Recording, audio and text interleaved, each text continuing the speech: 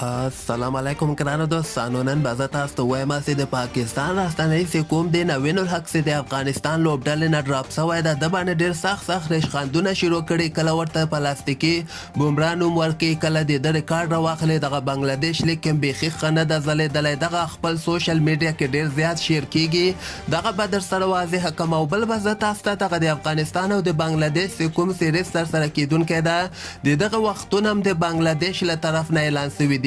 نو ویډیو تر اخره پورې وګورئ، په هر څه به تاسو پوه شئ.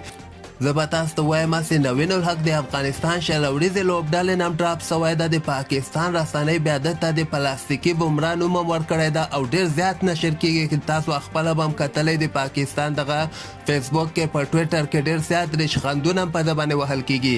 دغه ریکارډ هم دوی د نوین الحق راخیستلی ده چې وګورئ. یعنې د پاکستان سوپر لیګ کې لوبه نه کوله او چې کله بنګلادیش ته لاړو هلته په درې لوبو کې ډېر سخت ټاکول شوی دی. یعنې اولنۍ لوبه کې 38 رنزه ورکړي، کوم لوبغاړی نه ده آوټ کړی.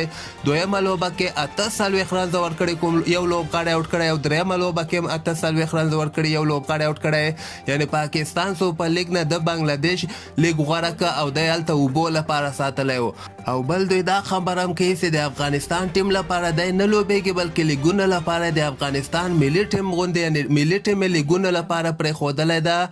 او بل په آی پی ایل کې هم نه ده اخیستل سوی ده. او دغه نه علاوه بیا دوی دغسې خبر هم کوي چې د افغانستان شروریزه ټیم نه هم دغه ډراپ شوی ده. نو مسقط مې د خبرې دا ده ډېر سخت ریشخندونه د پاکستان رسنۍ کې یعنې په سوشل میډیا کې فیسبوک، ټویټر، انسټاګرام کې په نوین الحق باندې د پاکستان له طرف نه ډېر ریشخند وهل کیږي.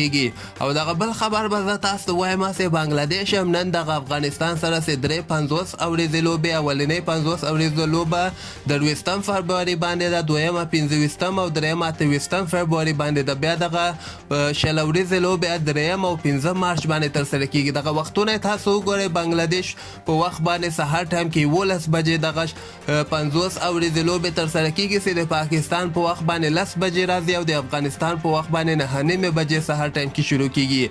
او دا شل اورېزې لوبې تاسو کتلی سئ چې 3 بجې د بنګلادیش په وخت باندې دي، 2 بجې د پاکستان په وخت باندې دي او 1:30 بجه بیا د افغانستان په وخت باندې که خیر دغه لوبې شروع کیږي. خیر دغه خو دغه لوبې اعلان کړي، وختونه یې اعلان کړي، تاریخونه خو یې اول نه اعلان شول. او بل به زه تاسو ته وایم چې ډېر زر به دغه لایف ټیلیکاسټ په هکله باندې موږ معلومات ترلاسه کړو. دا لوبې به که خیر حتما نشر کیږي. چې څنګه ما کوم خبر ترلاسه کړ ډایرکټ به زه تاسو ته په دغه چینل کې خبر درکړم. نو دغه چینل در سره حتما سبسکرایب کړئ او دغه بیل آیکن باندې کلیک وکړئ.